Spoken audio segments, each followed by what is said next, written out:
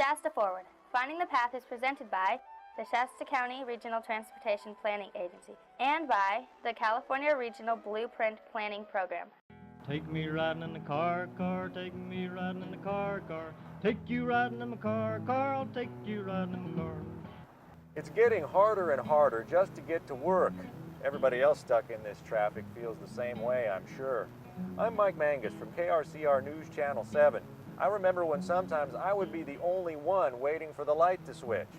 Well, it's different now and still changing. Now you need to become part of the process. And we're about to show you how to participate.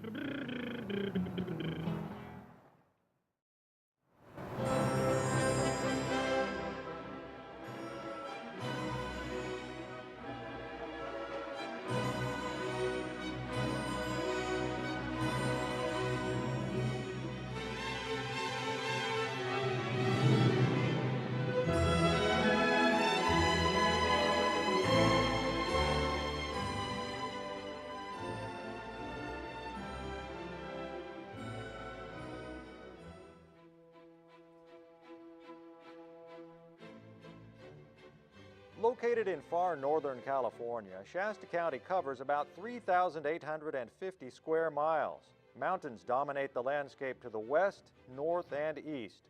It's home to Shasta Lake and Shasta Dam. The Sacramento River flows south through the western third of the county. Farmlands dot the valley floor. I-5 serves both local and interregional traffic traveling north and south. From the central interchange in Redding extend routes 299 and 44. There are 3 incorporated cities, Shasta Lake, Redding, and Anderson. In the western foothills are the towns of French Gulch and Platina. To the east are Bernie and Shingletown. Lassen Volcanic National Park is located at the southeast corner of the county. This is Shasta County and its major features today, but the scales of change are on the rise. With over 180,000 residents at this time, the population is forecast to nearly double by the year 2050 to over 330,000 people.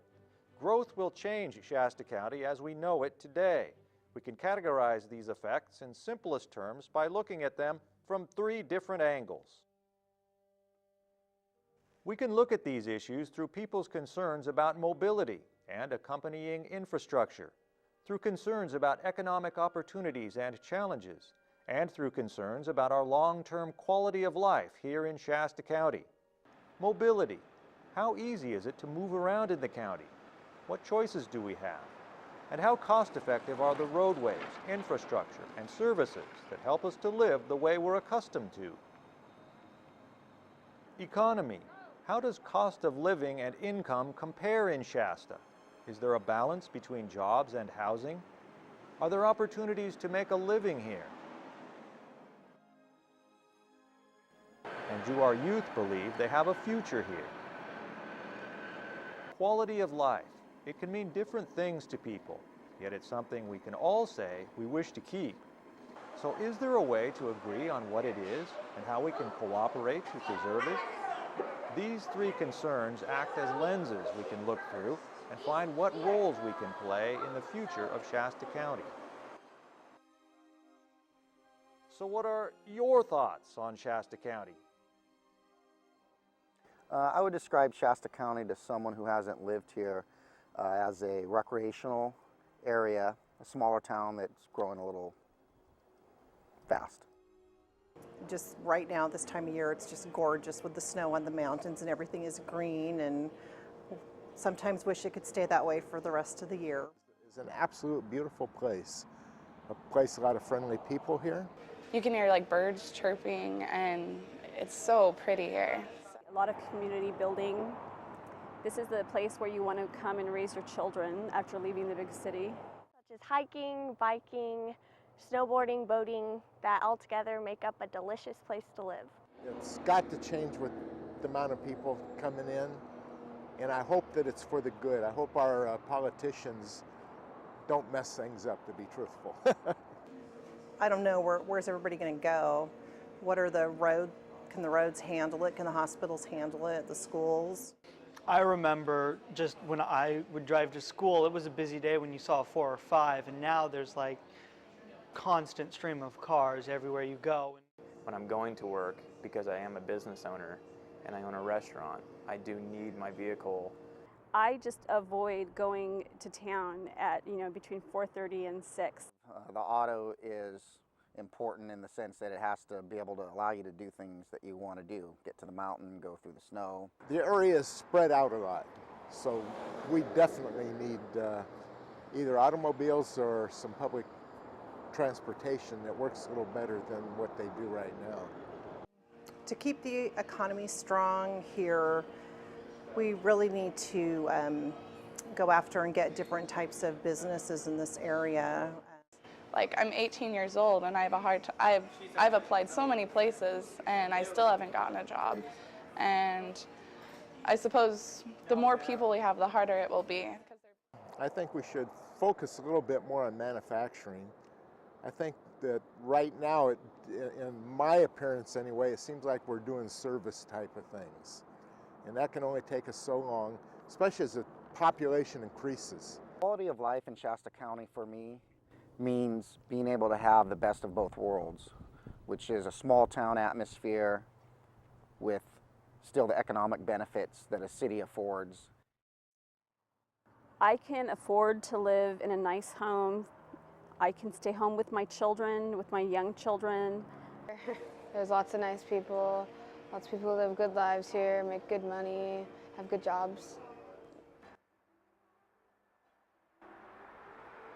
It's been said that only hindsight is 20/20, but is there a way, a method of peeking into the future to see how decisions made today will affect the form, function, and even livability of our great region, this place we call home?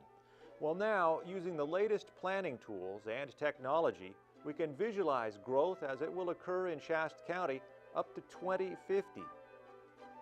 The lemon yellow areas closer in are medium density development, which indicates an average of 1 house per quarter acre. The pale tan shows an average of 1 dwelling per 4 acres, and the light olive speckles average 1 home per 10 acres. Over the whole county, we see development starting with the year 2020, then 2030, then 2040, and our computer graphic time machine ends on the year 2050. And now, seeing this growth again in the South Central County region in more detail, we are left with no doubt that Shasta County's landscape will change. But how will this change impact our daily lives? What does it mean? What drives this change? What makes it happen? It was Charles D. Warner, not Mark Twain, who once said, "Everybody talks about the weather, but nobody ever does anything about it." The same might be said about change. It's as inevitable as the weather, and yet it seems we talk about it as if we've had no hand in creating it. Change comes with growth in an area like ours. So how can we best guide these changes for our children who will be inheriting our Shasta County legacy by the year 2050? Well, joining us here are first Dan Little, the Executive Director of the Shasta County RTPA, the Regional Transportation Planning Agency, Ellen Clausine, the Chair of the Parkview Neighborhood Association, Parker Pollock, a retired economics professor from Shasta College, and Seth Miller, the CEO for the California Center for Regional Leadership. Thank you all for being here with us now. So right away I want to ask, some people say growth is a bad thing. What's your response to that? Well, growth isn't a bad thing. As a matter of fact, it's a good thing. We've talked to a lot of people already in the Shasta Forward process, and I don't think anyone's suggesting that growth is something that we should avoid. I think everyone feels that growth is good. Growth can bring about the change we want. The question really is how we look at that growth. Does it still reflect our community values? Can we still pay for the infrastructure that goes along with that growth? I'd also like to hear how Parker feels about growth from an economic perspective, and even Ellen from a neighborhood perspective and growth she's experienced. Well, from the standpoint of economics,